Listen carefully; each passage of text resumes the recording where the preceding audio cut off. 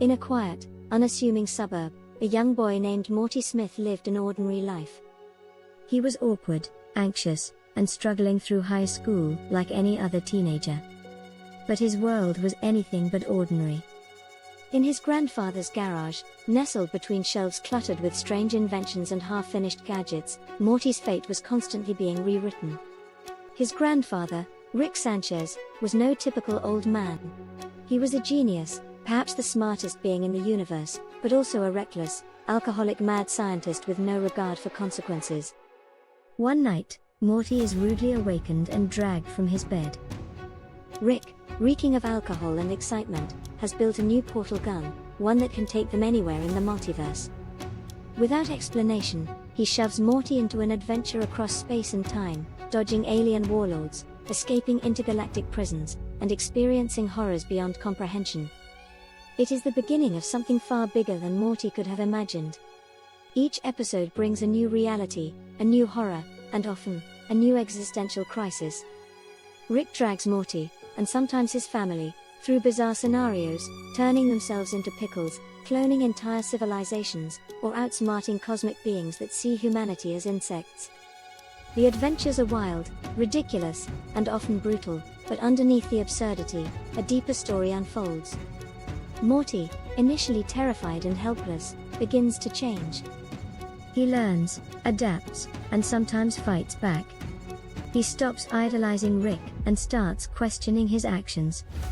He sees the consequences of Rick's ego, the lives destroyed, and the people left behind.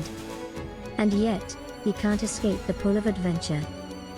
Meanwhile, their family, Beth, Rick's daughter, Jerry, her insecure husband, and Summer, Morty's rebellious sister, struggle with their own issues. Beth craves her father's approval, despite his emotional detachment. Jerry resents Rick's presence, fearing he's a useless failure. Summer, often ignored, proves herself to be just as capable and reckless as her grandfather. But at the heart of it all is Rick, a man who, despite his intelligence, is broken. He drowns his past in alcohol, masks his loneliness with arrogance, and pushes people away before they can abandon him. He knows the universe is meaningless, yet deep down, he cares, just enough to keep Morty around, just enough to sometimes choose his family over his ego. As the seasons progress, we see different versions of Rick and Morty across the multiverse. We learn that Rick is hunted by the Citadel of Ricks, a council of his own alternate selves. We discover that his past is filled with loss, particularly the murder of his wife, which may or may not have set him on this path of destruction. We see Morty harden, no longer just the naive kid who follows orders but someone who makes choices, some heroic, some just as cruel as Rick's. The show blends science fiction with deep philosophical questions. Are we truly free, or is everything just a random accident? Does intelligence make life more miserable? Is love real, or just another evolutionary trick? Rick and Morty don't answer these questions. Instead, they keep running, through space, through dimensions, through realities, never stopping, never settling. And yet, despite all the chaos, one thing remains constant: Morty always follows Rick, and Rick always comes back for Morty.